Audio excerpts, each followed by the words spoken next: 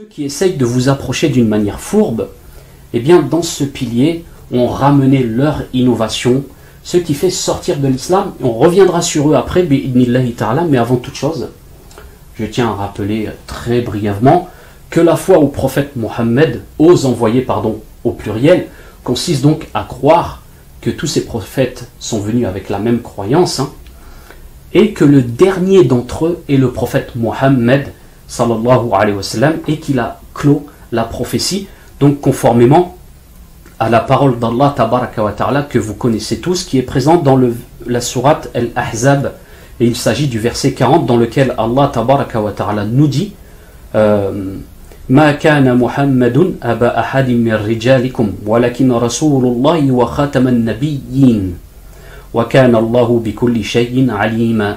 Dans ce verset, Allah tabaraka wa ta'ala nous dit que Muhammad sallallahu alayhi wa sallam n'est qu'un prophète et le dernier des messagers. Et le dernier des messagers. Wa khataman nabiyyin, il a clos la prophétie. Et donc c'est le verset 40 de la sourate Al-Ahzab. Et l'imam Ibn Kathir, concernant ce verset, nous dit la chose suivante. Rahimallahu ta'ala. Alors je vous la dis en arabe et ensuite je vous la traduis en français. Bi'idnillah. Wa qad akhbar Allahu tabaraka wa ta'ala fi kitabihi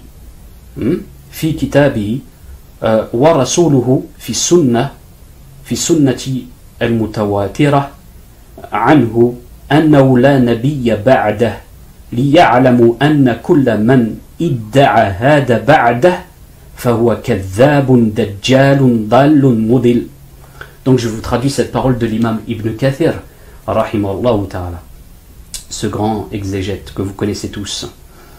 Allah Azza wa Jal nous enseigne dans son livre, le Coran, ainsi que le messager d'Allah Muhammad dans la Sunna authentique, qu'il n'y a pas de prophète après lui, pour que les gens sachent que toute personne qui viendrait prétendre la prophétie, eh bien n'est qu'un menteur, un dajjal, un menteur égaré qui égare ceux qui le suivent, évidemment.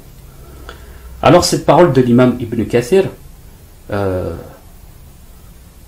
explique le verset que nous avons cité précédemment.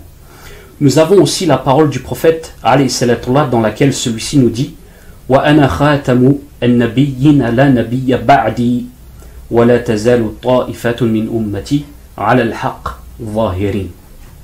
Je suis celui qui clôt la prophétie, le dernier des prophètes. Il n'y a pas de prophète après moi et il y aura toujours un groupe de ma communauté qui sera sur la vérité, secouru par Allah tabaraka wa ta'ala, entre parenthèses. Le verset que nous avons cité ainsi que les paroles du prophète Ali salatullah, expliquées aussi par l'imam Ibn Kathir, tout cela met en évidence qu'il n'y a pas de prophète après Muhammad sallallahu alayhi wa sallam. Personne ne doute sur le sujet. Parmi les gens de l'islam, parmi les croyants véridiques qui ont suivi le livre d'Allah tabaraka wa ta'ala et la sunna du prophète Muhammad sallallahu alayhi wa sallam. Alors si je dis cela, mes frères et sœurs, ce n'est pas pour passer le temps, c'est pour vous mettre en garde contre ceux qui viennent avec une fausse croyance, vous disant qu'il y a un ou des prophètes après Muhammad sallallahu alayhi wa sallam. En effet, ensemble, nous avons vu ce que sont les piliers de la foi. Et parmi ces piliers, il y a la foi au messager. Ça, vous le savez. Et cette foi au messager consiste à dire aussi que le prophète Mohammed est le dernier des prophètes, qu'il a clos la prophétie, qu'il a abrogé les messages précédents avec ce quoi il a été envoyé, le Coran et la Sunna.